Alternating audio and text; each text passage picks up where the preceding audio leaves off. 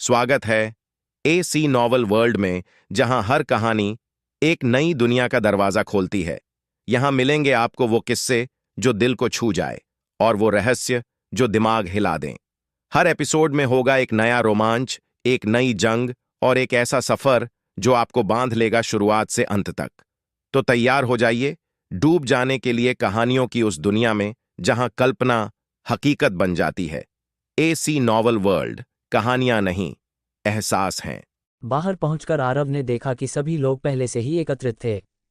खड्ग क्षेत्र, असुर रक्त क्षेत्र और दिव्य लोक के विशेषज्ञ सामने खड़े लोगों के एक समूह का सामना कर रहे थे। आरव को देखकर आसपास के सभी क्षेत्रों के लोगों ने संप्रदाय प्रमुख आरव कहकर जयकार की। ये दृश्य काफी शानदार था, एक पूर्ण सुपरस्टार जैसा स्वागत।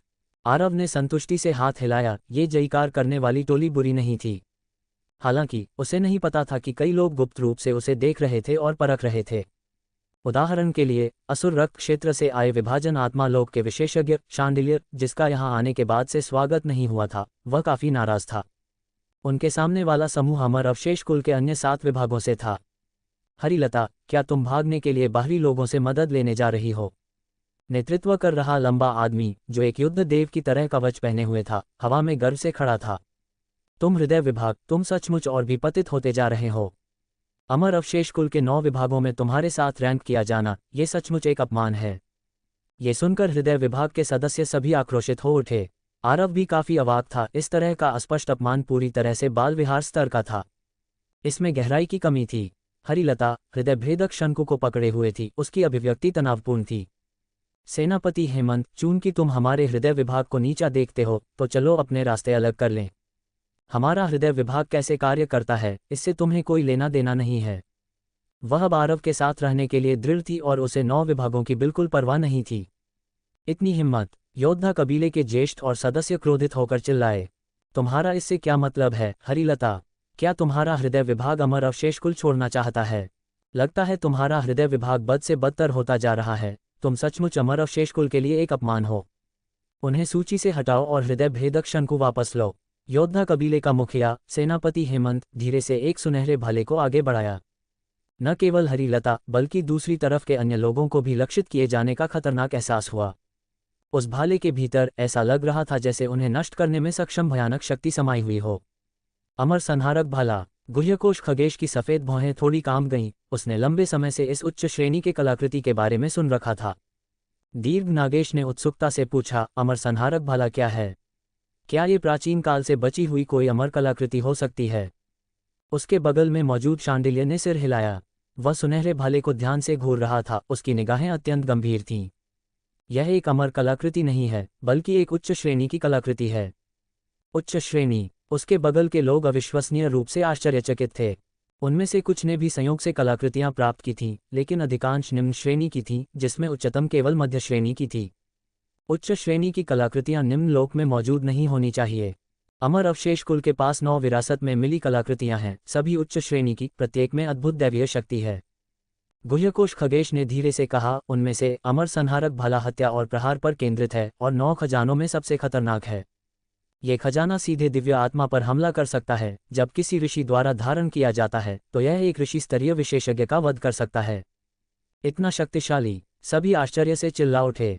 ज्येष्ठ खगेश सही कह रहे हैं, शांडिल्य ने गहरी आवाज में कहा। 7 मिलियन साल पहले योद्धा कबीले के एक मुखिया ने अमर संहारक भाला धारण करके मेरे असुर रक्त क्षेत्र पर आक्रमण किया था। वह व्यक्ति उस समय केवल प्रारंभिक ऋषि अवस्था में था, लेकिन उसने लगातार 5 असुर ऋषियों का वध किया, जिसमें एक उत्तरार्ध असुर ऋषि भी शामिल था। उसी की बदौलत पहले से युद्धग्रस्त और अराजक असुर रक्त क्षेत्र पहली बार एकजुट हुआ और तभी हम इस व्यक्ति को मार पाए। लेकिन अमर संहारक भाला भागते हुए योद्धा कबीले के सदस्यों द्वारा वापस ले लिया गया था। विभिन्न क्षेत्रों के विशेषज्ञ सामूहिक रूप से हाँफने लगे, इस युद्ध रिकॉर्ड से अचंभित थे। एक प्रारंभिक ऋषि एक उत्तरार्ध असुर ऋषि को मार रहा है, और वह क्षेत्रों के पार नियमों के दमन की शर्त के तहत था। यह अमर संहारक भाला बहुत भयंकर है ना? जहां तक योद्धा कबीले की बात है, कई लोगों ने वास्तव में उनके बारे में नहीं सुना था। अब उन्हें पता चला कि निम्न लोक में इतना शक्तिशाली कुल मौजूद है। अब जब इस जड़हीन द्वीप पर क्षेत्र पार नियमों का कोई दमन नहीं है, तो क्या वे निम्न लोक में पहले से ही अजेय नहीं हैं? तभी आरव को समझ आया कि साध्वी बंसी ने इतने सारे प्रतिरूप क्यों बनाए और विभिन्न क्षेत्रों की यात्रा क्यों की। तो यह आवश्यकता से बाहर था। सेनापति हेमंत ने विभिन्न बड़े क्षेत्रों की चर्चाओं और सदमे को सुना और उसका आचरण और भी अहंकारी हो गया। कुछ दिन पहले मेरी सत्य अमर चंद्रकांत और सत्य अमर जितेंद्र के साथ एक महान लड़ाई हुई थी। ये सिर्फ एक के मुकाबले दो था। मैं संख्या में कम था और इसीलिए मैं बाल बाल हारा। भीड़ में फिर से हंगामा हुआ, तो उन्होंने उन सत्य अमरों के साथ भी लड़ाई की, और यह एक के मुकाबले दो था और वह बाल बाल हारा। ये लड़ाई की शक्ति पहले ही खड्ग क्षेत्र और असुर रक्त क्षेत्र के नेताओं को पार कर चुकी थी। आखिरकार उन्होंने केवल मिलकर ही सत्य अमरों से बमुश्किल बचे थे। अब केवल सभी 9 खजानों को बाहर लाने से ही। सेनापति हेमंत ने जोर से चिल्लाया, 9 अमर फंसाने वाले व्यूह को स्थापित करना ही दुश्मन को हराने का एकमात्र तरीका है।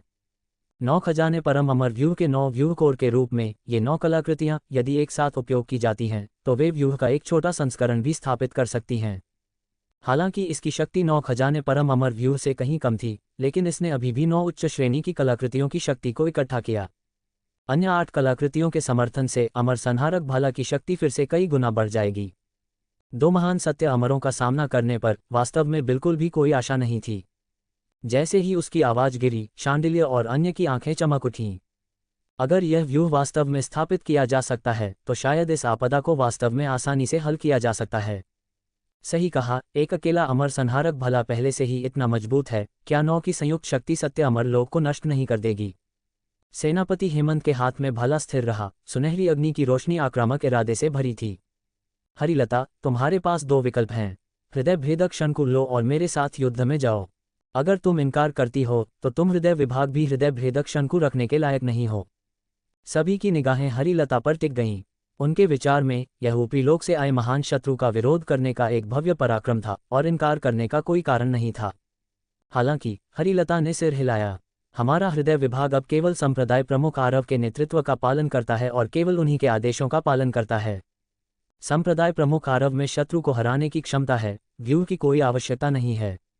वह मूर्ख नहीं थी। 9 अमर फंसाने वाले व्यूह का मूल अमर संहारक भला था और व्यूह का सार अन्य कलाकृतियों की शक्ति को एक में इकट्ठा करना था।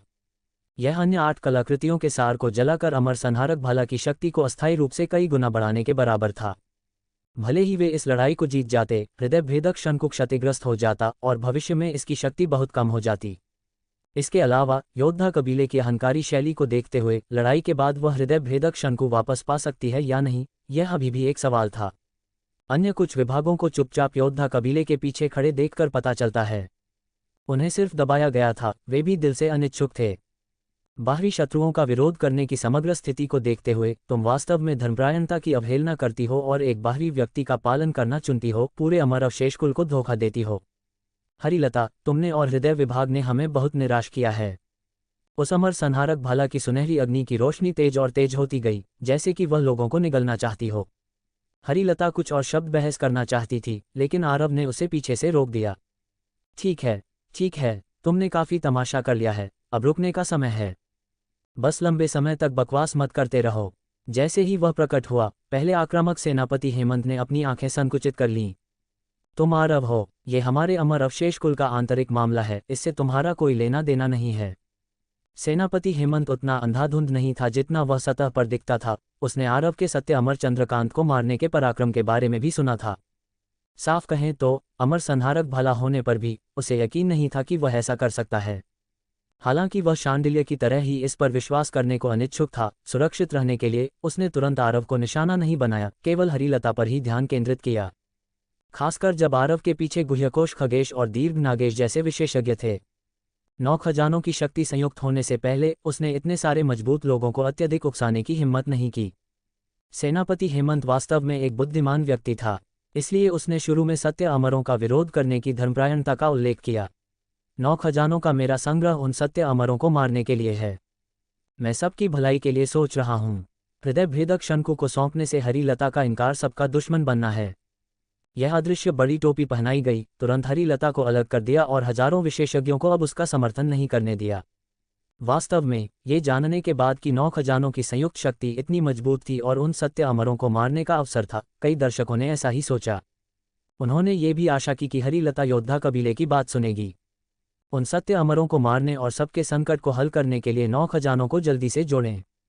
यह अफसोस की बात है कि उसने एक बात को गलत समझा। आरव ने अपनी अंगूठी पोंछी और चकाचौंध बैंगनी प्रकाश वाला अस्थि शोधन बैनर हवा में उड़ गया, हवा में फहराता हुआ। आंतरिक मामले, तुम 9 खजानों की संयुक्त शक्ति चाहते हो, क्या तुमने मेरी सहमति ली? सेनापति हेमंत की अभिव्यक्ति बदल गई और उसके पीछे के कुल के लोग भी हंगामा कर रहे थे। अस्थि शोधन बैनर तुम्हारे हाथ में कैसे है?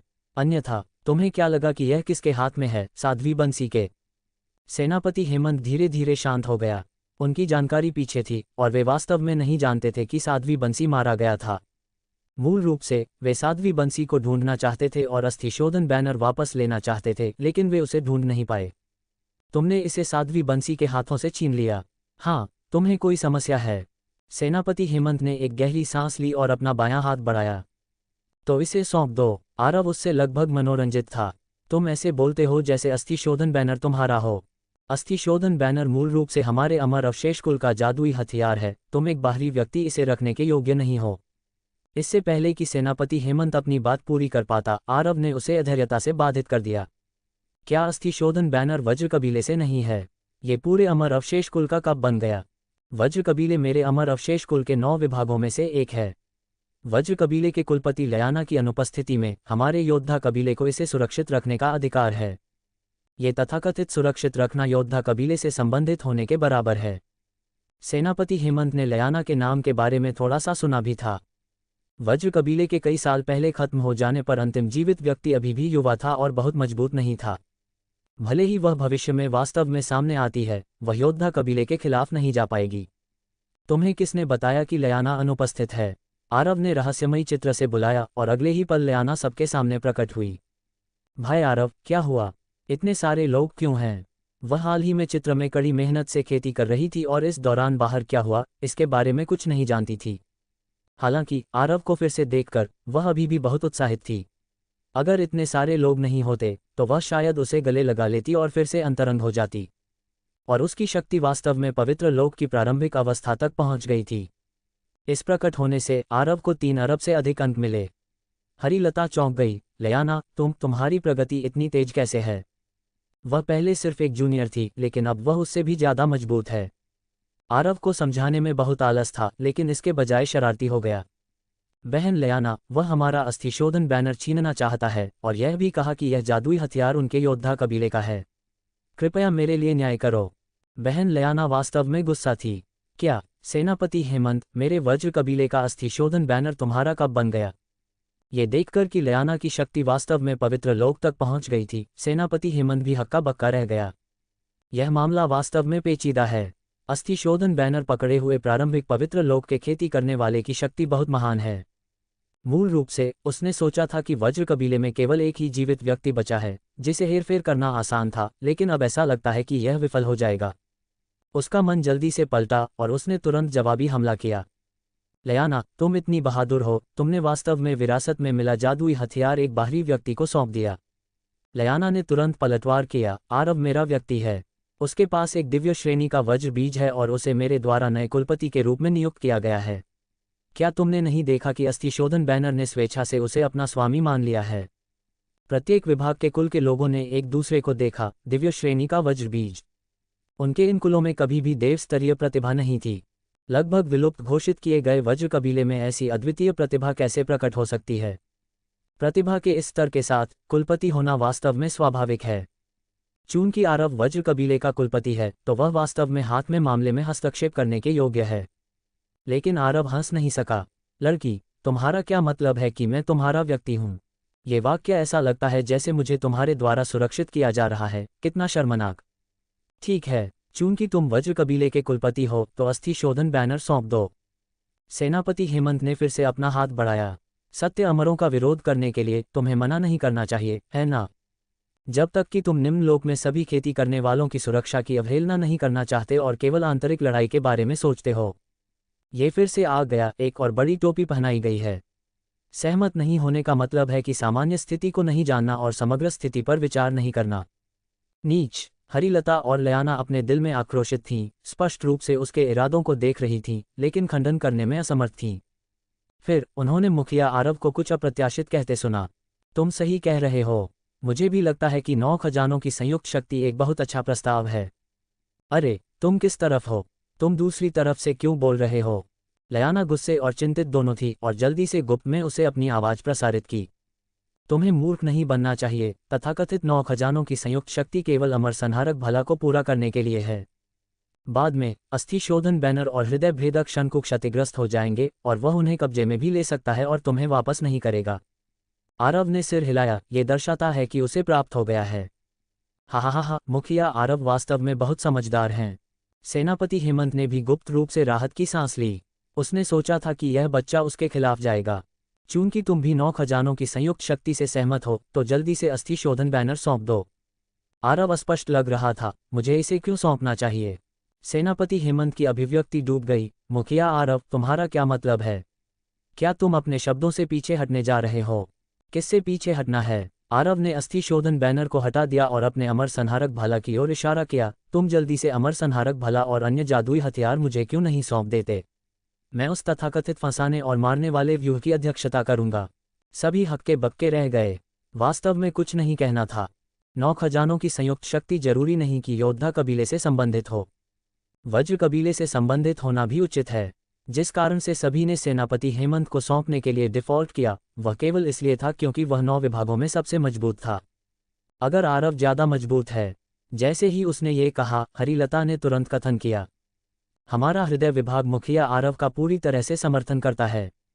हम हृदय भेदक शंकु उन्हें उपयोग करने के लिए सौंपने को तैयार हैं। सेनापति हेमंत लगभग इतना गुस्सा था कि वह खून की उल्टी कर देता। मैं चाहता हूं कि तुम इसे सौंप दो और तुम टालमटोल करते हो। आरव ने तुम्हें इसे सौंपने के लिए अभी तक पूछा भी नहीं है और तुम स्वेच्छा से उसे प्रस्तावित कर रहे हो। क्रूर, मुझे अमर संहारक भाला सौंपने के लिए चाहते हो? तुम सपना देख रहे हो। आरव हैरान था, क्या तुम समग्र स्थिति की अवहेलना करने जा रहे हो? सबके खिलाफ जाने जा रहे हो? जब तुम दूसरों को अपने जादुई हथियार सौंपने के लिए कहते थे तो तुमने कितनी आसानी से कहा था। अब जब तुम्हें इसे खुद सौंपना है तो तुम सहन नहीं कर सकते। क्या तुम लोगों पर टोपी डालने के लिए धर्मपरायणता का उपयोग करने में अच्छे नहीं हो? अब मैं टोपी तुम्हें वापस दे रहा हूं, इसे अच्छी तरह से लो। एक समय के लिए, चाहे वह प्रमुख क्षेत्रों के विशेषज्ञ हों या अन्य विभागों के कुल के लोग, जिस तरह से उन्होंने योद्धा कबीले को देखा उसमें एक सूक्ष्म अर्थ था। सेनापति हेमंत अब इसे सहन नहीं कर सका और अमर संहारक भाला का सुनहरा प्रकाश इस समय अचानक तेज हो गया। तुम मेरा अमर संहारक भाला चाहते हो, लेकिन तुम अपनी खुद की शक्ति पर भी विचार नहीं करते। क्या तुम सच में सोचते हो कि मैं तुमसे डरता हूं? सेनापति हेमंत ने सीधे आरव की ओर इशारा किया और ठंडे ढंग से कहा, चूंकि तुम इसे सौंपने को तैयार नहीं हो तो चलो शक्ति से बात करते हैं। जो जीतेगा 9 खजाने उनके होंगे। आरव खुशी से हंसा। ये तुमने खुद कहा। वह यही वाक्य था जिसका वह इंतजार कर रहा था। मूल रूप से उसे अमर अवशेष कुल के 9 खजानों में कोई रुचि नहीं थी। अन्यथा हृदय विभाग के साथ उसके संबंधों के साथ वह बहुत पहले हृदय भेदक शंकु को चुराने का एक तरीका ढूंढ सकता था। बस इतना है कि वह नहीं चाहता था, लेकिन कुछ लोग आग्रह कर रहे थे कि वे पूरी तरह से इसे देने के लिए आएं। ये सुनकर कि अमर संहारक भला अपने स्तर से ऊपर के लोगों को मार सकता है, वह वास्तव में थोड़ा रुचि रखता है। हालांकि उसके बगल में लयाना खुश नहीं हो सकी।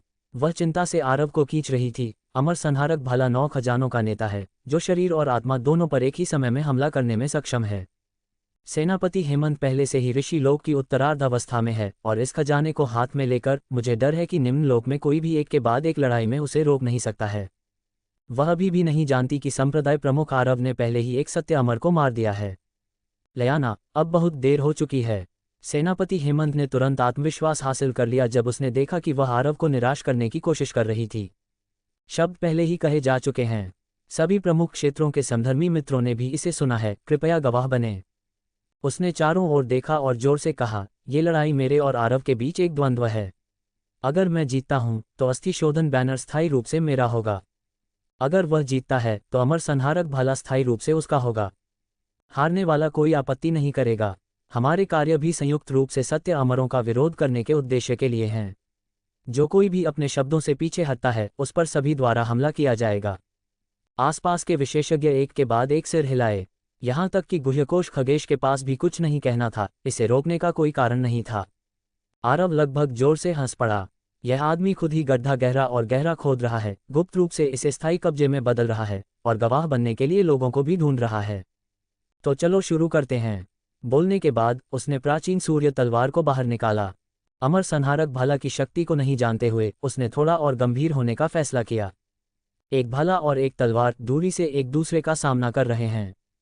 प्रमुख क्षेत्रों के हजारों विशेषज्ञों के अवलोकन के तहत दोनों ने एक ही समय में अपने हमले शुरू किए। फिर वे कुछ भी नहीं देख सके। जब आरव का ऋषि क्षेत्र प्रकट हुआ और 992 मुख्य नियम कार्य में आए तो अंतरिक्ष पूरी तरह से बाधित हो गया। गुह्यकोश, खगेश और शांडिल्य सहित कोई भी अंदर क्या हो रहा था उसे नहीं देख सका। वे केवल एक विशाल सुनहरा भाला प्रकाश को बाहर निकलते हुए देख सकते थे, जिसके बाद एक और भी राजसी चक्की द्वारा पाउडर में कुचल दिया गया। प्राचीन सूर्य तलवार का चिलचिलाता सूरज तुरंत भाला प्रकाश को निगल गया और फिर सेनापति हेमंत के शरीर को भी निगल गया। भाला प्रकाश अनगिनत प्रकाश बिंदुओं में बदल गया, इसका अधिकांश हिस्सा विलुप्त हो गया। आरव के अमर और असुर के काया को अपनी शक्ति का प्रयोग करने का अवसर भी नहीं मिला, लेकिन उसकी आत्मा को एक अभूतपूर्व रूप से भयंकर हमला सहन करना पड़ा। वह हमला सत्य अमर चंद्रकांत के अमर आत्मा हमला से भी अधिक सीधा था, सीधे जादुई हथियार रक्षा को पार करते हुए और उसकी आत्मा की गहराइयों में प्रवेश कर गया। तुरंत बाद ऋषि आत्मा में एक तूफानी समुद्र उमड़ पड़ा। अनगिनत सुनहरी अग्नि की रोशनी पागलपन से हमला कर रही थी, जैसे गिरते उल्कापिंड, लगभग उसकी चेतना को अराजक बना रही थी। अगर यह कोई अन्य ऋषि लोक का विशेषज्ञ होता तो मुझे डर है कि उनकी ऋषि आत्मा मौके पर नष्ट हो जाती। उसे आखिरकार समझ में आया कि उस योद्धा कबीले के विशेषज्ञ ने क्षेत्रों के पार नियमों के दमन के तहत इतने सारे असुर ऋषियों को मारने में सक्षम क्यों था। इस भाले की शक्ति वास्तव में असाधारण है। सौभाग्य से उसकी ऋषि आत्मा की गुणवत्ता असाधारण है, युगों से श्रेष्ठ है। एक पल में उमड़ते हुए असीम समुद्र ने और भी अधिक उथल पुथल वाली लहरें पैदा की, सभी हमलावर अग्नि प्रकाश को नष्ट कर दिया। जब सभी ने फिर से मैदान को देखा तो लड़ाई पहले ही खत्म हो चुकी थी। सुनहरा अमर संहारक भाला जमीन पर पड़ा था। सेनापति हेमंत पहले ही प्राचीन सूर्य तलवार के हमले के तहत शरीर और आत्मा में सीधे नष्ट हो गया था, राख भी नहीं बची थी। कोई रास्ता नहीं था। अमर संहारक भाला मुख्य रूप से हत्या पर ध्यान केंद्रित करता है, रक्षा पर नहीं। दोनों ने एक ही समय में हमला किया। आरव ने इसे अवरुद्ध कर दिया। वह इसे अवरुद्ध नहीं कर सका तो वह मर गया। यह इतना आसान है। आरव को लगा कि यह परिणाम स्वाभाविक था। आखिरकार सत्य अमर चंद्रकांत भी उसके हमले को अवरुद्ध नहीं कर सका। इसके अलावा उसने अभी अभी लॉटरी ड्रॉ खत्म किया था और मुख्य नियम 480 से बढ़ गए थे और ऋषि क्षेत्र कई गुना मजबूत था। एक उत्तरार्ध ऋषि लोक के विशेषज्ञ को एक ही झटके में मारना उचित है, लेकिन अन्य लोग ऐसा नहीं सोचते। क्या स्थिति है? सेनापति हेमंत कहाँ है? वे अभी भी अपनी दिव्य आत्माओं के साथ उसके निशानों की तलाश कर रहे थे, लेकिन वे उसे अब और कैसे ढूंढ सकते थे? जब वे हक्के बक्के थे तो आरव विनम्र नहीं था। उसने अपना हाथ उठाया और अमर संहारक भाला को अपने हाथ में ले लिया। तुम सब ने सुना, जो जीतता है उससे मिलता है स्थायी रूप से। बोलने के बाद उसने खुशी से इस उच्च श्रेणी के जादुई हथियार को अपनी भंडारण अंगूठी में रख लिया। किसी और ने एक खजाना भेजा। इस दुनिया के लोग वास्तव में उदार हैं। योद्धा कबीले के अन्य सदस्य इस परिणाम को पूरी तरह से स्वीकार नहीं कर सके। ये सही नहीं है। कुलपति नहीं हारे, वह निश्चित रूप से अभी भी यहाँ है। लड़ाई अभी खत्म नहीं हुई है। योद्धा कबीले का पूर्व गौरव उनके लिए ऐसी वास्तविकता का सामना करना असंभव बना दिया। आरव ने कंधे उचकाए। तो तुम उसे बाहर आने के लिए कह सकते हो या तुम उसे ढूंढने जा सकते हो। शायद वह खो गया है। कुलपति ऐसे ही मर नहीं सकते थे। तुमने किस तरह का जादू इस्तेमाल किया? हमें अमर संहारक भाला वापस दो। मुखिया आरव ने अधैर्यता से अपनी तलवार उठाई। तुम सच में चाहते हो कि मैं तुम्हें चेहरा दूं? अधोलोक में उसके साथ जाना चाहते हो? तुरंत सभी आरोप रुक गए। योद्धा कबीले के सदस्यों को ठंडा पसीना आ गया और वे अचानक जाग गए। कुलपति मर चुका है। अमर संहारक भाला चला गया है। वे सख्त होने के लिए किसका उपयोग करने जा रहे हैं? मैं कुलपति को ढूंढने जा रहा हूं। मैं भी। छप से केवल कुछ सेकंड में मौजूद सभी योद्धा कबीले के सदस्य साफ पीछे हट गए थे, खरगोशों से भी तेज। सभी को अचंभित छोड़कर एक दूसरे को देखते रहे। वास्तव में अभी क्या हुआ? उन्होंने सोचा था कि यह एक भयंकर लड़ाई, एक रोमांचक और उतार चढ़ाव वाला युद्ध होगा। खासकर अमर संहारक भाला के पूर्व प्रतिष्ठा के बारे में सुनने के बाद कई लोगों ने तो ये भी सोचा कि आरव को बुरी तरह से पीटा जाएगा। कौन जानता था कि यह सिर्फ एक क्षण होगा। एक सेकंड से भी कम समय में सेनापति हेमंत मर गया और लड़ाई खत्म हो गई। यह क्या है? कुचलना? या उसने वास्तव में किसी तरह का जादू इस्तेमाल किया? क्या ये हो सकता है कि वे दोनों एक साथ अभिनय कर रहे थे? मैदान के शीर्ष विशेषज्ञ जैसे गुह्यकोश खगेश, लिंगतारक खगेश, दीर्घनागेश और शांडिल्य स्वाभाविक रूप से ऐसा नहीं सोचेंगे। हालांकि उन्होंने विशिष्टताओं को स्पष्ट रूप से नहीं देखा। भयानक शक्ति जो अभी फूट पड़ी थी उसने उन्हें इसका अर्थ गहराई से समझने दिया। अगर वे उस समय युद्ध के मैदान के केंद्र में टूट गए होते तो वे भी मर सकते थे। केवल वही पर्याप्त है। मुखिया आरव, गुह्यकोश खगेश खुद को आरव को अंगूठा दिखाने से नहीं रोक सका। आपकी शक्ति शायद पूरे इतिहास में निम्न लोक में नंबर 1 व्यक्ति है। इस प्रमाणन को तुरंत सबका अनुमोदन मिला। उन्होंने सत्य अमर चंद्रकांत को मारने की पिछली लड़ाई को नहीं देखा, लेकिन ये लड़ाई अभी अभी उनकी आंखों के सामने हुई थी। हालांकि वे नहीं जानते थे कि उसने ये कैसे किया। यह एक तथ्य था कि उसने सेनापति हेमंत को मारा और अमर संहारक भाला को नीचे उतारा। मुखिया आरव शक्तिशाली हैं। मुखिया आरव के नेतृत्व में एक सत्य अमर क्या है? बहुत मजबूत, पूरी तरह से हमारे निम्न लोक के 10,000 क्षेत्रों की रोशनी। शांडिल्य भी अवाक था। ये शक्ति पूरी तरह से उससे ऊपर है। असंतुष्ट होने के लिए क्या है? इस व्यक्ति ने पहले ही विमान की सीमा को तोड़ दिया है। ऐसा लगता है कि उसका पालन करना वास्तव में एक बुद्धिमान विकल्प है। सेनापति हेमंत को मारने और अमर संहारक भाला प्राप्त करने के बाद आरव की प्रतिष्ठा एक बार फिर बढ़ गई। इस बिंदु पर न केवल विभिन्न क्षेत्रों के वे विशेषज्ञ जिनका शिकार किया जा रहा था, बल्कि 4 सत्य अमरों के अधीनस्थों के बीच भी लगातार दलबदल हो रहे थे। और फिर उन्होंने उड़ान गरुड़ संप्रदाय में दलबदल कर दिया। आखिरकार आरव और वे निम्न लोक से आरोही से संबंधित थे। इसके अलावा यहाँ कोई प्रतिबंध नहीं था, जबकि 4 सत्य अमरों की ओर उनके साथ गुलामों जैसा व्यवहार किया जाता था, एक संप्रदाय में शामिल होने से भी अधिक सख्त, बिना किसी स्वतंत्रता के। केवल कुछ दिनों में उड़ान गरुड़ संप्रदाय की ओर 120,000 लोग इकट्ठे हो गए थे। शून्य अमर लोक में मारे गए एक हिस्से को हटाने के बाद और फिर इस अवधि के दौरान कई सत्य अमरों की टीमों द्वारा वश में किए गए और मारे गए एक हिस्से को हटाने के बाद ये द्वीप पर शेष निम्न लोक के खेती करने वालों में लगभग सभी थे। इन लोगों में ऋषि स्तर पर हजारों थे। शुरुआत से अंत तक प्रकट नहीं होने वाला एकमात्र सबसे मजबूत दिव्य लोक था। हालांकि आरव ने ज्यादा परवाह नहीं की। वह केवल इतना जानता था कि उसकी जयकार करने वाली टोली और भी मजबूत हो गई थी। वर्तमान में 4 सत्य अमरों के अधीन अभी भी 100,000 से अधिक अधीनस्थ हैं। ऋषि स्तरीय युद्ध शक्ति के मामले में हमारी ओर पहले ही उन्हें पार कर चुकी है। चिंता की एकमात्र बात 4 सत्य अमर हैं। परिषद भवन के अंदर सैकड़ों ऋषि स्तरीय शिखर विशेषज्ञ एक साथ इकट्ठे थे। बाईं ओर खड्ग क्षेत्र और दिव्य लोक के विशेषज्ञ पंक्तिबद्ध थे, जबकि दाईं ओर असुर रक्त क्षेत्र और देव नियति लोक के शक्तिशाली लोग पंक्तिबद्ध थे। निम्न लोक के अनगिनत क्षेत्रों में से शीर्ष 20 रैंक वाले 15 क्षेत्र यहाँ थे। ये दृश्य मोहन, एक अमर, को आह भरने से नहीं रोक सका। इन लोगों में से प्रत्येक में उत्कृष्ट प्रतिभा और असाधारण मुलाकातें थीं। सभी पुरुषों के बीच अजगर और फीनिक्स थे। कुछ लोग भाग्य के पुत्र के स्तर का भाग्य भी हो सकते हैं।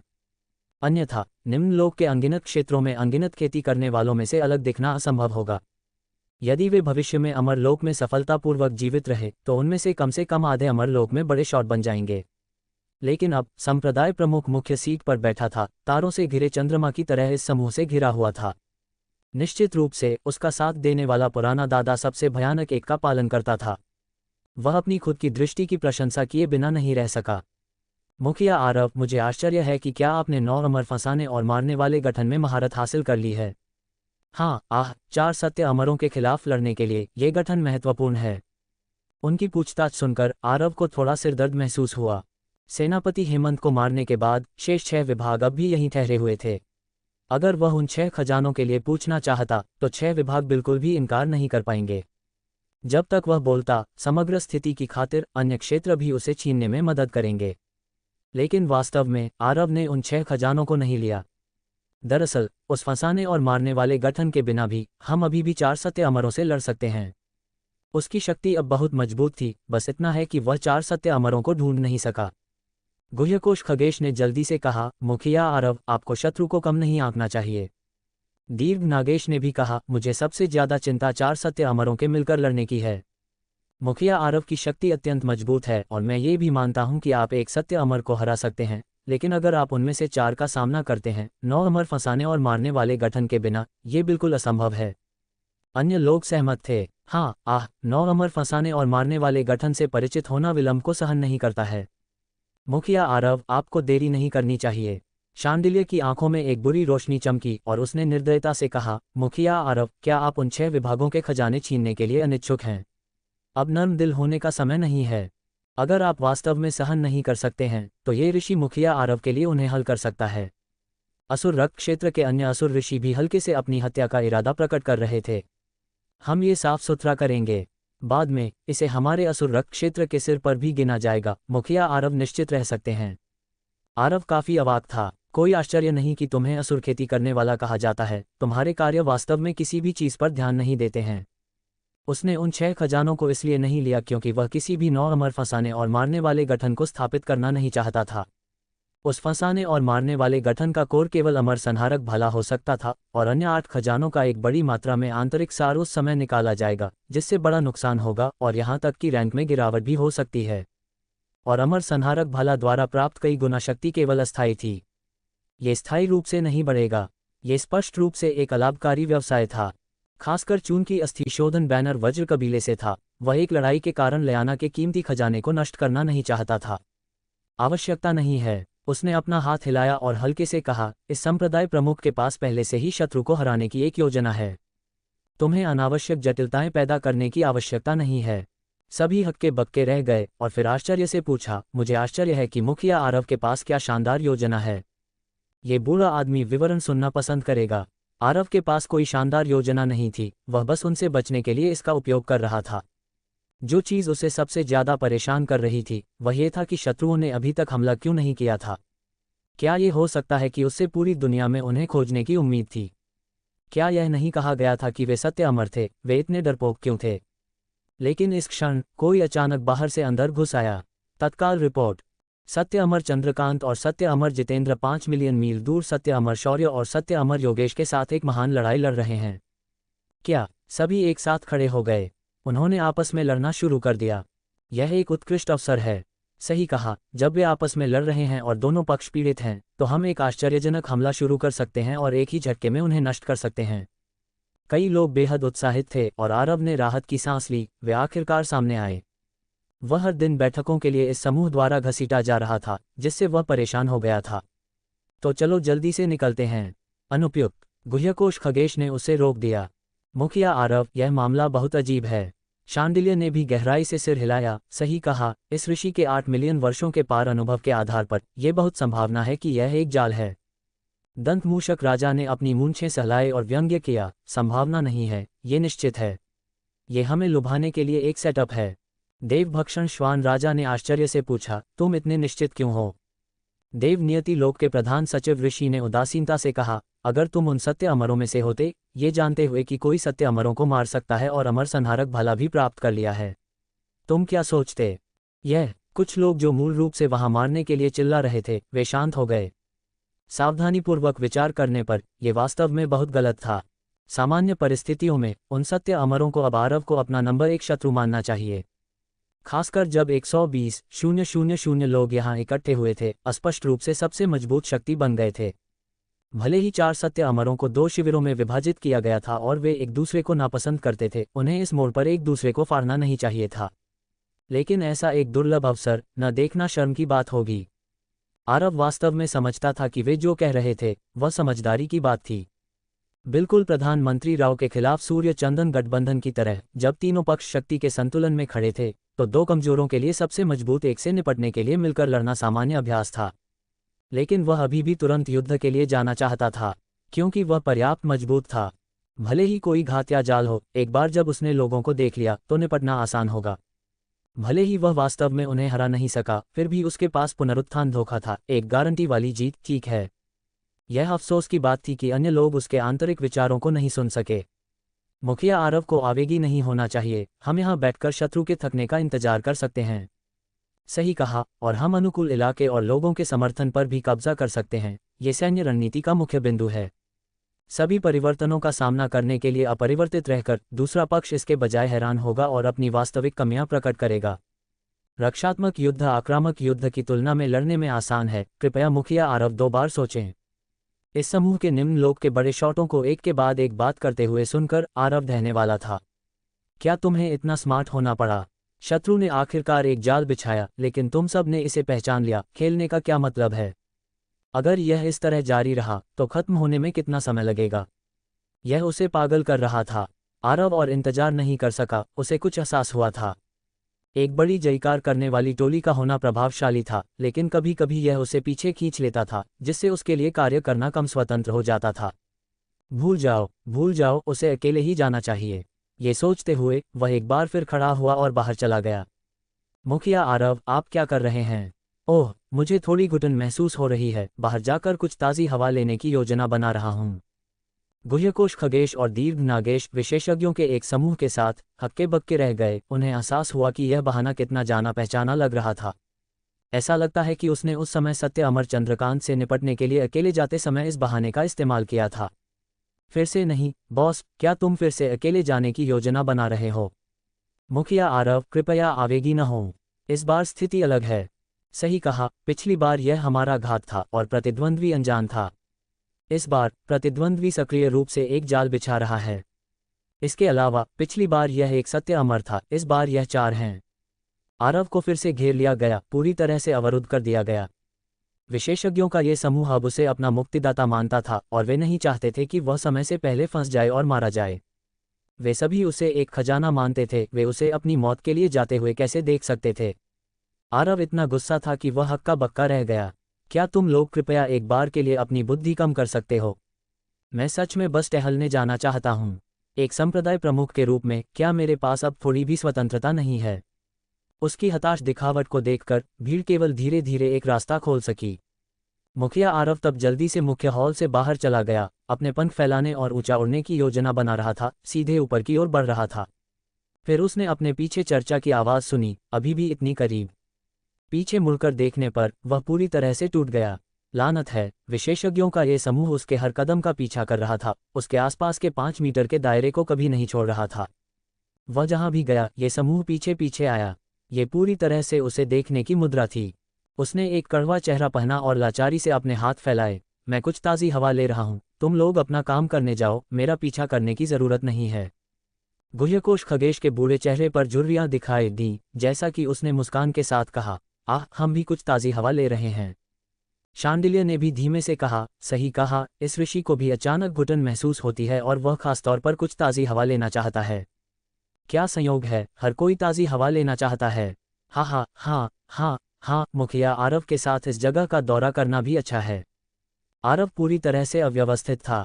क्या उन्हें उसकी सुरक्षा के बारे में इतना चिंतित होना पड़ा? वह बस बाहर जाकर शानदार अभिनय करना चाहता था, एक जाल में गिरना चाहता था।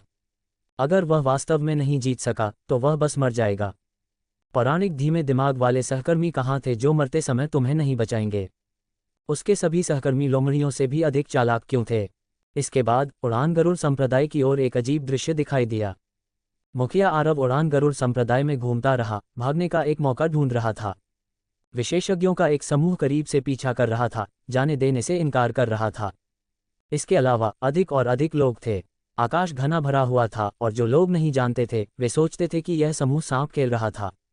आखिरकार उसे उस बिंदु तक मजबूर किया गया जहां उसके पास कोई विकल्प नहीं था। आरव ने अपना दिल सख्त कर लिया। उसकी गति सबसे तेज थी, सबसे बुरी बात वह बस उड़ सकता था। वैसे भी तुम लोग उसे रोक नहीं सकते थे। ये सोचते हुए उसने अब और संकोच नहीं किया और अचानक प्रकाश की एक धारा में बदल गया, आकाश में गायब हो गया। इस बार उसके पीछे बर्तन फट गया। मुखिया आरव भाग गया है। जल्दी करो, उसका पीछा करो। हम मुखिया आरव को उसकी मौत के लिए नहीं जाने दे सकते। जल्दी जल्दी जल्दी, वह निश्चित रूप से अकेले नहीं कर सकता है। गुह्यकोश खगेश और शांडिल्य जैसे नेताओं ने जल्दी से भीड़ को उसका पीछा करने का निर्देश दिया। जल्द ही उड़ान गरुड़ संप्रदाय की ओर से सभी 120,000 खेती करने वाले पीछा करते हुए बाहर चले गए। वे केवल पूरी ताकत से बाहर आ सकते थे। 2 पक्षों में विभाजित, अगर शत्रु सिर्फ पहाड़ से बाघ को लुभा रहा था तो यहाँ छोड़े गए लोग मर जाएंगे। ऊंचे आकाश में उड़ते हुए सभी अपने दिल में बहुत परेशान थे। इस मुखिया आरव में अत्यंत मजबूत शक्ति थी, लेकिन वह अपने दिमाग का इस्तेमाल नहीं करता था, वास्तव में उन्हें दिल से चिंतित करता था। दूसरी तरफ ने निश्चित रूप से एक जाल बिछाया होगा। अगर हम इस तरह उड़ते हैं तो क्या हम घात में नहीं पड़ेंगे? लेकिन हम बस मुखिया आरव को उसकी मौत के लिए जाते हुए नहीं देख सकते। अगर वह मर जाता है तो हमारे पास सत्य अमरों को मारने का कोई साधन नहीं रहेगा। सही कहा, और अगर उसका बैनर गिर जाता है तो हमारे लोगों का मनोबल बिखर जाएगा। अफसोस, वह वास्तव में बहुत चिंतित है। चलो एक कदम एक बार में लेते हैं। ये सबसे अच्छा होगा अगर हम उसे वापस आने के लिए समझा सकें। अगर हम उसे वापस नहीं खदेड़ सकते हैं तो हम केवल दूसरी तरफ के साथ एक बड़ी निर्णायक लड़ाई कर सकते हैं। उस समय मैं आशा करता हूं कि 100 युद्ध क्षेत्र के विशेषज्ञ अपनी ताकत दिखाएंगे और इन 120,000 लोगों को ठीक से कमान देंगे। ये लोग अलग अलग क्षेत्र की दुनिया से आए थे और ऋषि बनने के रास्ते अलग अलग थे। सभी विशेषज्ञ होने के अलावा उनकी अपनी विशेषताएं भी थीं। 100 युद्ध क्षेत्र साल भर लड़ रहा था और कई युद्ध ऋषि सभी सैन्य संरचनाओं के रास्ते से ऋषि बने थे, सैन्य रणनीति में बहुत कुशल थे, कौशल में विशेषज्ञता थी और अब जब इतने सारे लोग थे तो अपनी ताकत दिखाने का समय था। ज्येष्ठ खगेश, निश्चित रहें, हम निश्चित रूप से अपना सर्वश्रेष्ठ करेंगे। चूंकि हम जानते हैं कि दूसरी तरफ ने एक जाल बिछाया है, हम तैयार हो सकते हैं और उनके खिलाफ उनकी योजना का उपयोग कर सकते हैं। सही कहा, हालांकि मुखिया आरव का अकेले मारना लापरवाही है, इसे एक ऐसी स्थिति में पलटना असंभव नहीं है जो हमारे लिए अनुकूल हो। ओह, शांडिल्य रुचि लेने लगा, इसे कैसे पलटना है? फिर उसने 100 युद्ध क्षेत्र के शिखर ऋषि स्तरीय सेनापति लक्ष्मण को देखा। उसने धीरे से सैन्य तावीज को हिलाया, शांति से कहा, किसी भी जाल या घात के लिए सबसे भयभीत चीज यह नहीं है कि दूसरी तरफ जाल में नहीं गिरता है, बल्कि यह है कि कोई समय से पहले उसमें कदम रखता है। मुखिया आरव का पहले जाल में कदम रखना दूसरी तरफ को अपना संयम खो सकता है। अगर दूसरी तरफ समय से पहले घात शुरू करता है तो वे केवल उसे अकेले फंसा सकते हैं और व्यवस्था को उजागर कर सकते हैं। अगर वे इसे शुरू नहीं करते हैं तो वे मुखिया आरव द्वारा कुचल दिए जाएंगे और नष्ट कर दिए जाएंगे। इस समय हम परिधि से अंदर मारेंगे, जिसका चमत्कारी प्रभाव हो सकता है। महान युआन क्षेत्र के 3 शतरंज ऋषि ने अपनी दाढ़ी सहलाए और प्रशंसा की, ये ठीक मौत को जीवन में बदलना है। दिखने में एक अंधा अंत ये जीत को पलटने के अवसर को भी छिपाता है। सही कहा, युद्ध के मैदान पर कुछ भी नहीं है जिसका उपयोग नहीं किया जा सकता है। यहाँ तक कि हमारी अपनी गलतियां भी अवसरों में बदल सकती हैं। सभी आश्वस्त थे और उनकी लड़ने की भावना दोगुनी हो गई। अगर मुखिया आरव भी यहाँ होता तो वह शायद खून की उल्टी कर देता। क्या तुम लोग अभी भी इंसान हो? ये स्पष्ट है कि वह एक जाल में गिरने वाला था और तुम अभी भी इसे एक जीत में पलट सकते हो। क्या बहुत अधिक प्रतिभाएं हैं। हर दिन असाधारण रूप से सक्षम लोगों के इस समूह के साथ रहकर शानदार अभिनय करने का कोई मौका कहाँ होगा। लेकिन सौभाग्य से उसने ये दृश्य नहीं देखा। इस समय वह पहले ही उस स्थान पर पहुंच चुका था जहां 4 सत्य अमर लड़ रहे थे। करीब से देखने पर उसने पाया कि स्थिति उसके सोचे से थोड़ी अलग थी।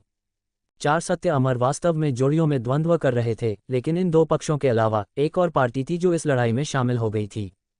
वह पार्टी केवल 1000 लोग थे, प्रत्येक कमर तक नग्न और अपनी पैंट की टांगें ऊपर कर रहे थे, आदिम लोगों की तरह पहने हुए थे, यहाँ तक कि उनके द्वारा उपयोग किए जाने वाले हथियार भी पत्थर की छड़ें और कांटे थे।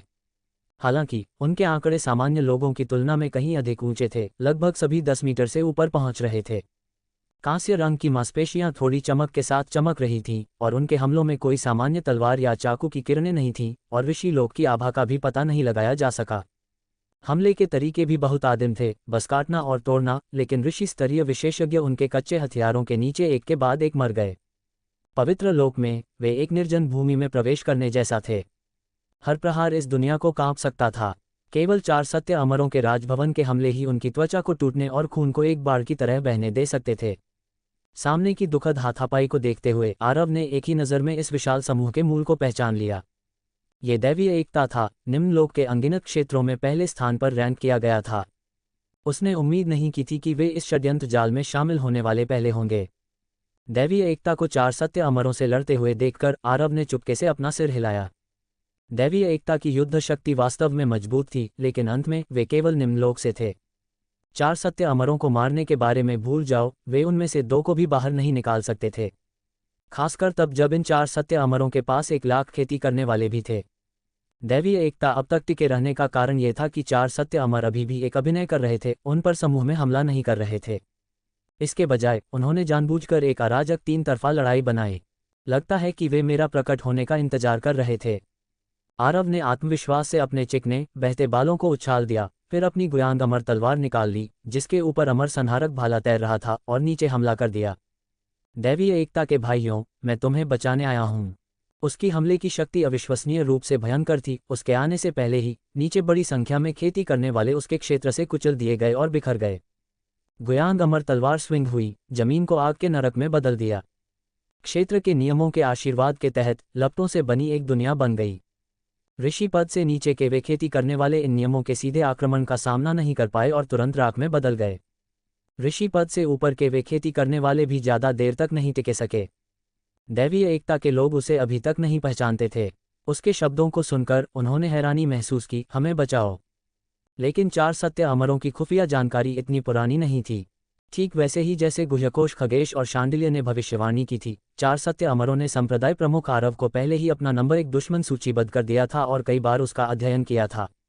आरव आरव आखिरकार यहाँ है। वह इसके जाल में फंस गया। चार सत्य अमर बहुत खुश थे।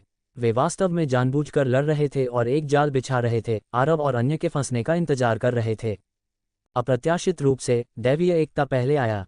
आरव, जो अमरों को मार सकता था, स्पष्ट रूप से अधिक महत्वपूर्ण था। इसलिए एक बड़ी मछली को पकड़ने के लिए उन्होंने दैवीय एकता के साथ धीरे धीरे स्थगन किया। अब जब आरव आ गया था तो वे आखिरकार जाल को खींच सकते थे। हालांकि तुरंत बाद उन्होंने फिर से संकोच किया। वह अकेला क्यों है? खड्ग क्षेत्र और दानव क्षेत्र कहाँ हैं? ये अभी जाल को खींचने का समय नहीं है। चार सत्य अमर सतह पर अभी भी लड़ रहे थे, लेकिन वास्तव में वे चुपके से टेलीपैथी के माध्यम से चर्चा कर रहे थे। उन्होंने थोड़ा और इंतजार करने का फैसला किया। वे अपनी सच्ची व्यवस्थाओं को तभी प्रकट करेंगे जब गुह्यकोश खगेश, दीर्घ नागेश और उनकी सेना भी आ जाएगी। तुरंत बाद उन पर आरव ने हमला कर दिया। जैसे ही उसका क्षेत्र दिखाई दिया, उन चारों के राजभवन दब गए। गुयांग अमर तलवार अनगिनत अग्निशिखाओं के साथ आकाश में चमकी और उसके अमर दानव दोहरे खेती और वीर आत्माओं के आशीर्वाद के साथ उसने चारों को अनजान में पकड़ लिया, उन्हें लगातार पीछे हटने के लिए मजबूर किया। यहाँ तक कि आसपास के दैवीय एकता के विशेषज्ञ भी चकित थे और वास्तव में लड़ना बंद कर दिया। जब आरव दिखाई दिया तो उन्होंने सोचा, यह आदमी कौन है? अब ये देखकर कि यह आदमी कितना भयंकर था, अकेले चार सत्य अमरों से लड़ने में सक्षम था, वे लगभग डर से कठोर हो गए थे। नहीं, इसे जल्दी सक्रिय करो। चार सत्य अमर अब और इंतजार नहीं कर सकते थे। अगर उन्होंने और देरी की तो न केवल बचे हुए हजारों खेती करने वाले, बल्कि उनका अपना जीवन भी खतरे में पड़ जाएगा। आरव की युद्ध शक्ति बस बहुत मजबूत थी, जो उनकी अपेक्षाओं से कहीं अधिक थी। चार सत्य अमरों ने एक साथ विभिन्न रंगों के मोतियों को लहराया। चार मोती आकाश में उड़ने के बाद वे तुरंत गायब हो गए और फिर पूरा आकाश अचानक ग्रे हो गया। एक विशाल ग्रे प्रकाश बाधा नीचे उतरी, 10,000 मील के क्षेत्र को घेर लिया। ये देखकर कि चीजें खराब हो रही थीं, दैवीय एकता के लोग बाहर निकलने के लिए दौड़ पड़े। हालांकि उन्होंने पाया कि वे ग्रे कोहरे के अवरोध को तोड़ नहीं सकते थे, इसके बजाय वे कोहरे के कटाव के कारण कमजोर और कमजोर हो रहे थे। यह क्या है? लानत है, वे चार सत्य अमर मिले जुले हुए हैं। हम पर घात लगाया गया है। इन लोगों ने अभी प्रतिक्रिया दी, लेकिन ये बहुत देर हो चुकी थी। लगभग 1000 दैवीय एकता के वंशज सभी बाधा गठन के भीतर फंस गए थे और आरव भी कोई अपवाद नहीं था। हा हा हा हा, आरव, तुम खत्म हो गए। ये 4 दिशा शून्य क्यूई भव्य गठन यहाँ तुम्हारी जान लेने के लिए पर्याप्त है। अमर लोक में ये भव्य गठन स्वर्गीय अमरों को मारने के लिए पर्याप्त है। एक निम्न लोक का मासूम खेती करने वाला ऐसा भव्य उपचार प्राप्त करने के लिए तुम्हें सम्मानित महसूस करना चाहिए। जैसे ही उनकी आवाज गिरी, भव्य गठन के भीतर ग्रे कोहरा तेजी से घना हो गया। दैवीय एकता के योद्धाओं ने आसपास के ग्रे कोहरे पर पागलपन से हमला किया, लेकिन ग्रे कोहरे ने कोई नुकसान नहीं दिखाया। इसके बजाय ये घना और घना होता गया। उनके मुट्ठी ग्रे कोहरे को छूने पर तुरंत संक्षारित हो जाएंगे। उनके हथियार ग्रे कोहरे को छूने पर तुरंत धब्बेदार हो जाएंगे। आरव ने भी कुछ तलवारें स्विंग की, लेकिन भारी अग्निशिखा जल्दी से ग्रे कोहरे के भीतर बुझ गई। वह केवल ग्रे कोहरे को अपनी ओर एक एक कदम बढ़ते हुए देख सकता था। कुछ बाहरी दैवीय एकता के योद्धा गलती से ग्रे कोहरे से घिर गए थे और उनके पूरे शरीर तेजी से संक्षारित हो रहे थे। न केवल उनका मांस बल्कि उनकी हड्डियां भी इंच दर इंच नरम हो गईं, खून में बदल गईं। यह क्या बकवास है? ये गठन इतना शक्तिशाली है। लगता है कि इस बार मुझे एक बार मरना पड़ेगा। संप्रदाय प्रमुख आरव, हालांकि, चिंतित नहीं था। हा हा हा हा हा।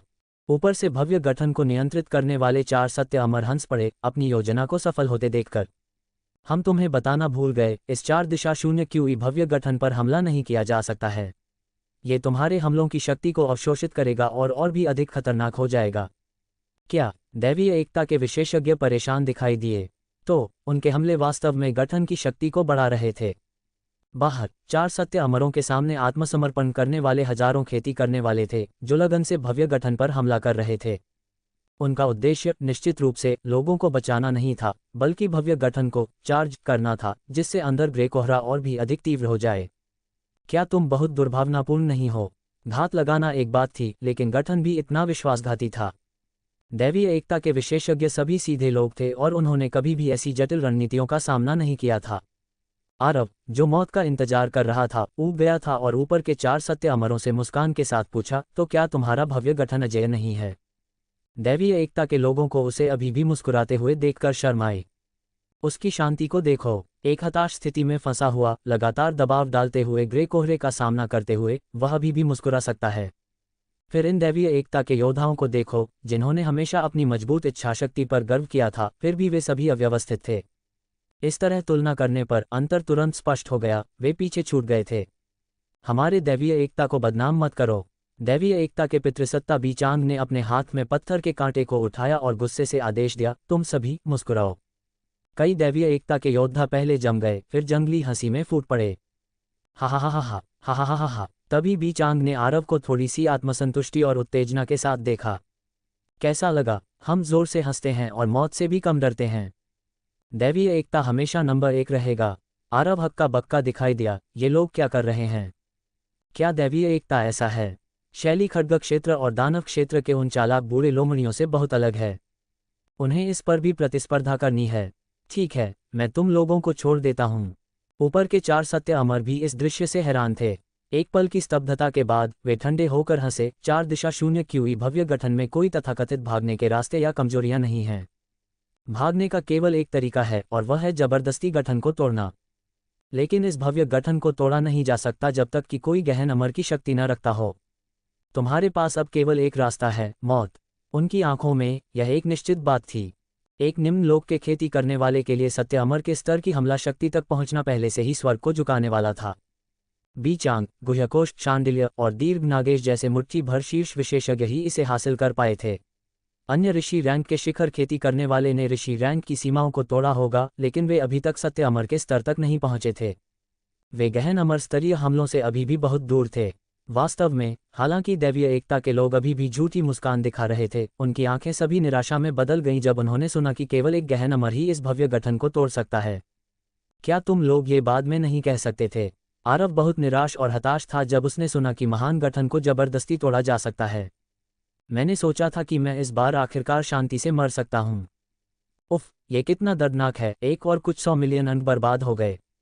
उसके पास 10 गुना गंभीर हमले का कौशल था। अपनी वर्तमान हमले की शक्ति के साथ सत्य अमरों को आसानी से मारने में सक्षम शीर्ष ग्रेड जादुई हथियार अमर संहारक भला के साथ वह पहले ही एक स्वर्गीय अमर के स्तर तक पहुंच चुका था।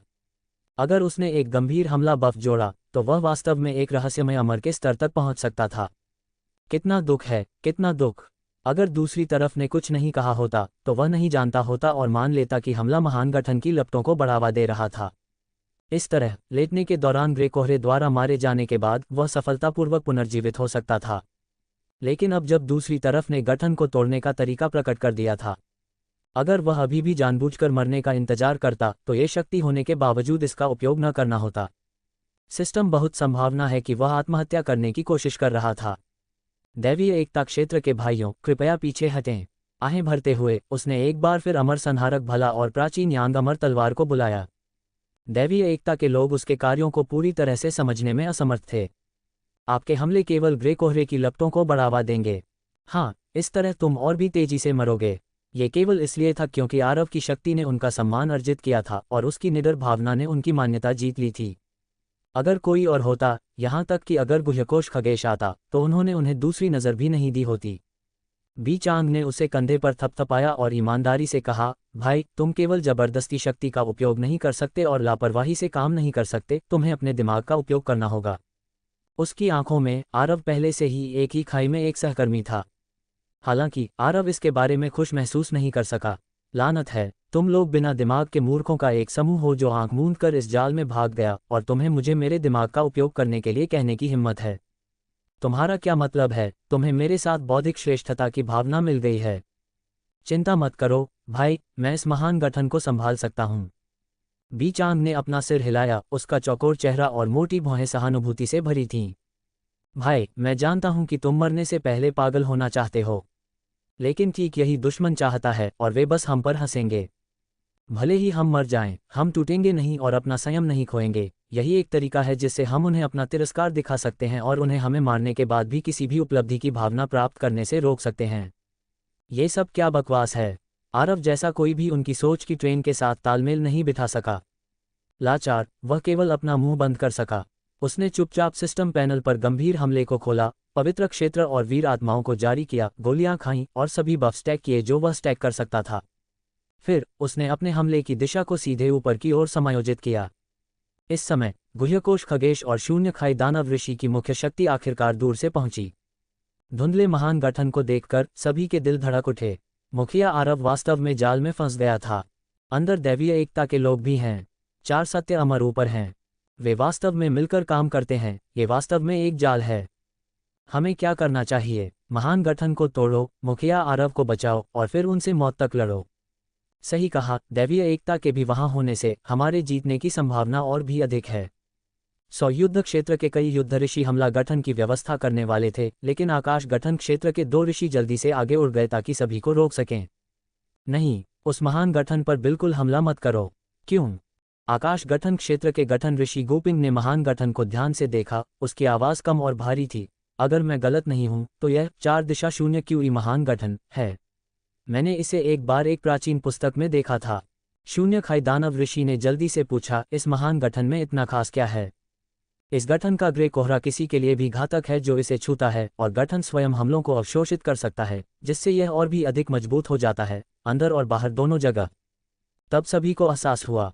कोई आश्चर्य नहीं कि बाहर के वे रीढ़हीन लोग महान गठन पर हमला कर रहे हैं। वे वास्तव में गठन की लपटों को बढ़ावा दे रहे हैं। हमें क्या करना चाहिए? क्या इस गठन को तोड़ने का कोई तरीका है? गुपिंग ने एक गहरी सांस ली। उन 4 सत्य अमरों को मारो और उनके हाथों में गहन उत्पत्ति मोती जब्त करो। वे गठन स्थापित करने के लिए उपयोग किए जाने वाले जादुई खजाने हैं। लेकिन हमारे हमलों को महान गठन को नहीं छूना चाहिए, अन्यथा हम मुखिया आरव को नुकसान पहुंचाएंगे। 100 युद्ध क्षेत्र के कई युद्ध ऋषि ने यह सुनकर जोर से सिर हिलाया।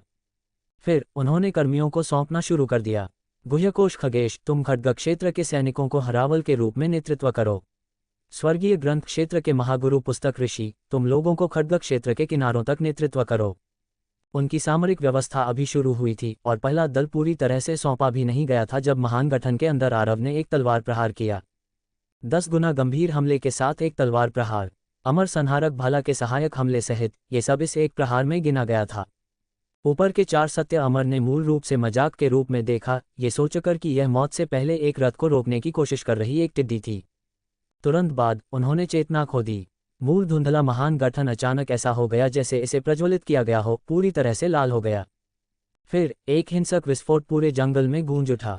धरती कांप गई और पहाड़ टूट गए और ऊंचाई में आभा तुरंत विकृत हो गई। महान गठन के चारों ओर आत्मसमर्पण करने वाले खेती करने वाले जल्दी से गायब हो गए, राख में बदल गए। ऊंचे आकाश में लपटों का एक विशाल अजगर आकाश में उठता हुआ देखा जा सकता था, जिसमें अनगिनत अराजक नियमों की धाराएं घूम रही थीं और एक दूसरे को पार कर रही थीं, लोगों को निगलने वाले अनगिनत तीरों की तरह। सीधे शून्य में अनगिनत काले छेद फोड़ना। महान गठन पहले ही पल में टूट गया था। फिर 4 सत्य अमर ने सबसे बुरा झटका सहा। सत्य अमर हुआ कांग निंग, वू शाओजोंग और निंग वू विरोध करने में भी असमर्थ थे और लपटों द्वारा निगल लिए गए। शून्य में प्रकाश के 3 समूहों को एक के बाद एक टूटते हुए भी देखा जा सकता था। वे उनके राजभवन थे। इस 10 गुना हमले के तहत विरोध का कोई मौका नहीं था। अकेला वह जो टिका रहा, सत्य अमर शिनक्वान का विरोध थोड़ा मजबूत था क्योंकि उसने एक द्वितीय क्रम अमर कवच पहना था, लेकिन वह केवल ये सुनिश्चित कर सकता था कि वह शरीर और आत्मा दोनों में नष्ट न हो। उसका राजभवन भी पूरी तरह से नष्ट हो गया था और वह बेहोश होकर जमीन पर जोर से गिर गया। आरव किसी भी मछली को भागने नहीं देगा। वह जल्दी से बाहर उड़ गया और सत्य अमर शिनक्वान के सभी मेरिडियन और क्यूई सागर को नष्ट कर दिया, फिर उसे उठा लिया। इसके बाद उसने पागलपन से उसके मुंह में गोलियां भरना शुरू कर दिया।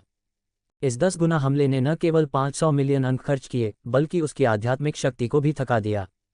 जब तक सब कुछ शांत नहीं हुआ, सभी ने जमीन पर दसियों हजारों मील के काले विशाल गड्ढे को देखा और फिर ऊपर के शून्य को देखा जो ऐसा लग रहा था जैसे उसमें एक टुकड़ा गायब था। उनके जबड़े सदमे से गिरने वाले थे। ये खत्म हो गया। अभी क्या हुआ? क्या यह नहीं कहा गया था कि 4 दिशा शून्य क्यूई महान गठन अत्यंत खतरनाक था और तोड़ना असंभव था? क्या हमें अभी भी गहन उत्पत्ति मोती को छीनना नहीं था? क्या अभी भी 4 सत्य अमर नहीं थे? वे अचानक एक ही झटके में कैसे मिट गए? वे अभी भी 120,000 लोगों की सेना इकट्ठा करने और फिर उन पर घात लगाने की योजना बना रहे थे। अब इसकी जरूरत नहीं है। हमने इतनी जल्दी में 5 मिलियन मील की यात्रा की, बस इतना शानदार आतिशबाजी प्रदर्शन देखने के लिए। सभी के दिल में 10,000 घोड़े दौड़ रहे थे और उन्होंने कुछ देर के लिए बोलने की क्षमता खो दी। यहां तक कि नीचे दैवीय एकता के लोग भी जगह पर हक्के बक्के थे। क्या वह हमला रहस्यमय अमर के स्तर पर था? ऐसा होना चाहिए, है ना? अगर वे उस हमले के सामने खड़े होते तो वे भी बहुत जल्दी मर जाते। तो बीचांग की आंखें जब आरव को देख रही थीं तो श्रद्धा से भरी थीं। भाई, तुम्हारी शक्ति बहुत मजबूत है ना? ऐसा भयंकर व्यक्ति बस अविश्वसनीय है। ये तब तक नहीं था जब तक मुखिया आरव की आध्यात्मिक शक्ति जल्दी से अधिकांश भाग के लिए ठीक नहीं हो गई कि अन्य आखिरकार होश में आए और दौड़कर पास आए।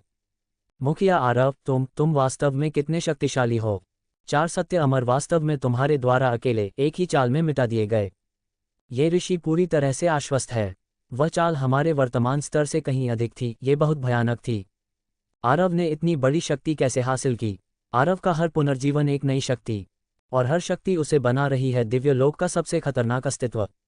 जितनी बार वो मरता है उतना ही अजेय बनकर लौटता है। यही है अल्ट्रा रैंक सॉवरन सिस्टम की असली ताकत। फायर। और दोस्तों, आगे की कहानी में आरव जिन शक्तियों को हासिल करने वाला है वे पूरे दिव्य लोक का संतुलन हिला देंगी। तो तैयार रहिए, असली खेल अभी शुरू हुआ है। High voltage. अगर आपको यह एपिसोड पसंद आया हो तो थम्स अप का चिन्ह लाइक करें, शेयर करें, बेल और सब्सक्राइब करें एसी नॉवल वर्ल्ड को। क्लैप अबॉर्ड। मिलते हैं अगले एपिसोड में, जहां आरव की नई मौत एक नई दास्तान लेकर आएगी।